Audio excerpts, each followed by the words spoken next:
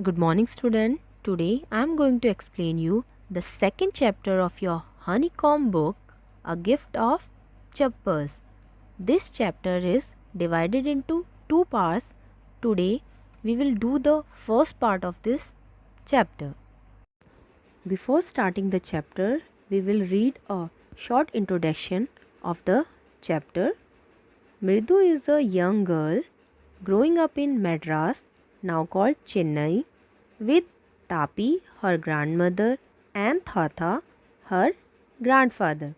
In this lesson, Mridu is a young girl who lives in Madras with her grandmother and grandfather, Tapi and Tata. These are the Tamil words which are used for grandfather and grandmother. One afternoon, her grandmother Tapi takes her to her aunt Rukumani's house to meet her cousins Lalli, Ravi, and Meena. Now, let's start the chapter. A smiling Rukumani threw open the door. One afternoon, Mridu went to her aunt Rukumani's house with her grandmother. Rukumani opened the door with a smile. Ravi and Meena rushed out and Ravi pulled Mridu into the house.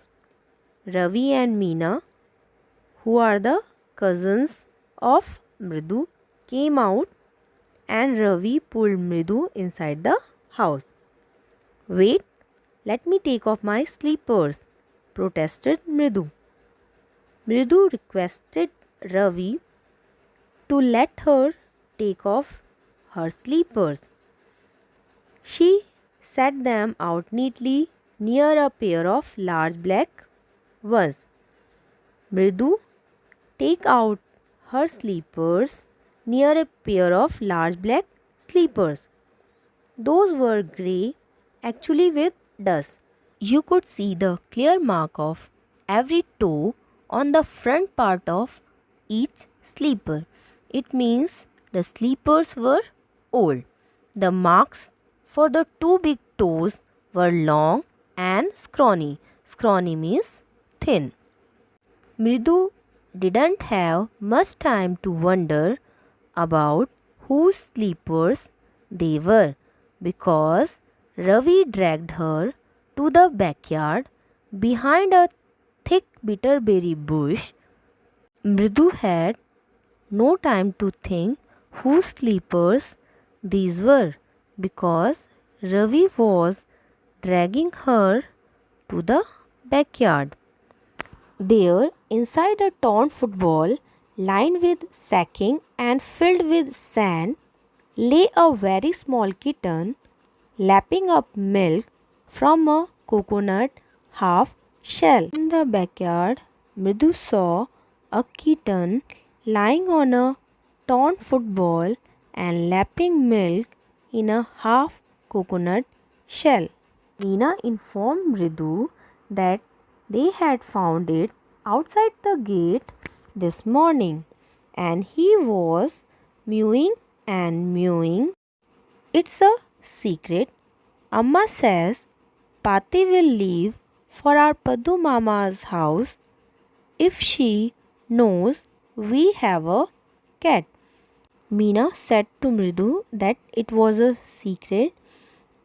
If Pati knew that we had a cat, she would leave it to our Padu Mama's house.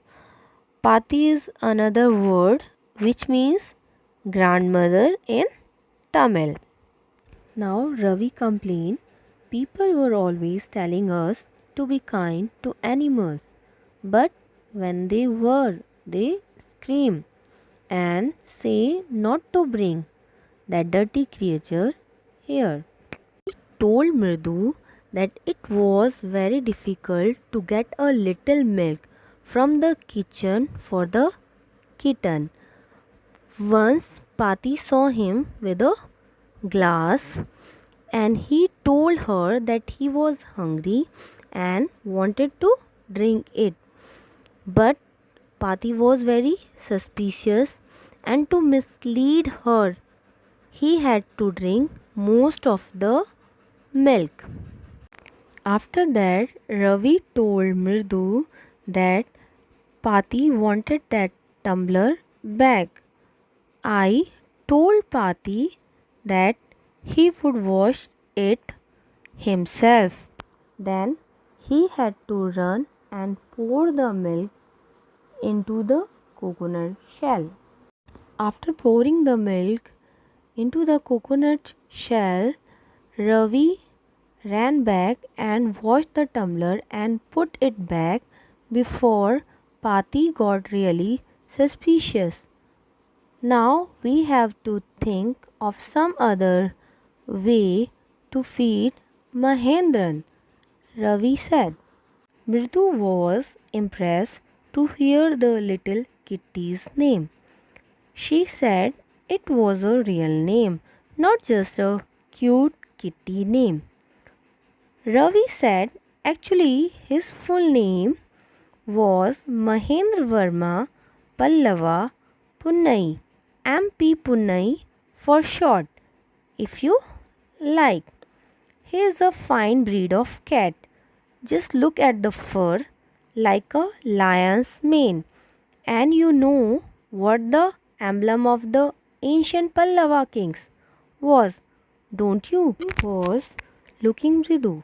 Mridu giggled. Giggled means smiled. Think I am joking? Well, just wait. I will show you something. It's clear you don't know a thing about history.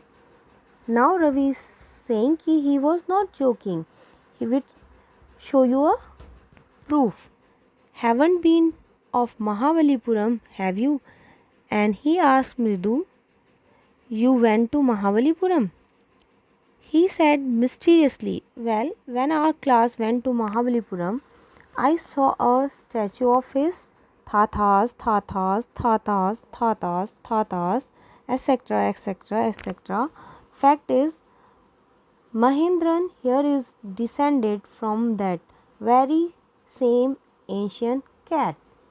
Ravi want to say that the statue which is at Mahabalipuram, that was the statue of Mahendran's grandfather's grandfather's grandfather, and Mahendran is a close relative, scientifically speaking, of none other than the lion, the Pallava lion, emblem of the Pallava dynasty. Ravi went on walking around the bitterberry bush, waving a twig up and down, his eyes sparkling. This cat is a descendant of none other than the Mahabalipuram Rishi cat, and if I may just remind you, they worshipped cats in ancient Egypt. Meena and Mridu were watching each other when Ravi was telling the story of Mahendran. How he loved the sound of his own voice. What does that have to do with anything? Mridu demanded. Ah, I am telling you this cat is descended from the Egyptian cat god. No, goddess. Bested. Yeah, that's it. So, Ravi said ancestors of Mahendran came from Egypt in the Pallavan ships, and his descendant was Mahabalipuram Rishi cat, whose descendant is Ravi. Flourish his twigs at Mahendran. MP Punai here. Whoop! Eek! He shrieked, very pleased with himself. Mahendran looked up, alarmed. He had just been sharpening his claws on the edge of the coconut shell. But worse than Ravi's awful whoop, it was a screech. Then suddenly he heard a screech sound from the window. What a weird sound. The sound was very weird. Weird means strange. If Mridu was startled, Mridu was also very surprised. MP Punnai was frightened. MP Punnai frightened to hear that sound of his wits, hair standing on end, and his ears stand, he bounced up and scurried towards a bamboo tray of red chilies that had been set out to dry. And by the sound, Mahendran tried to hide himself beneath the tray. He tipped a few chilies over himself and making the pitiable sound meow. The creaking went on and on. The sound was continuously coming. What's that noise? Said Mridu. Mridu asked, what is that noise? That's Lali learning to play the violin, grunted Ravi. Ravi said that Lali was learning to play the violin. Ravi said he would never learn a thing. The music master just goes on playing like a train whizzing on and on.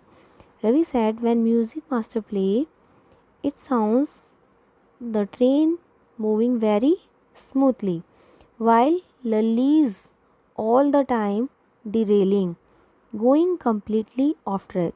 And when Lali plays, it looks a train derail from its track. Now, our first part of the chapter is complete.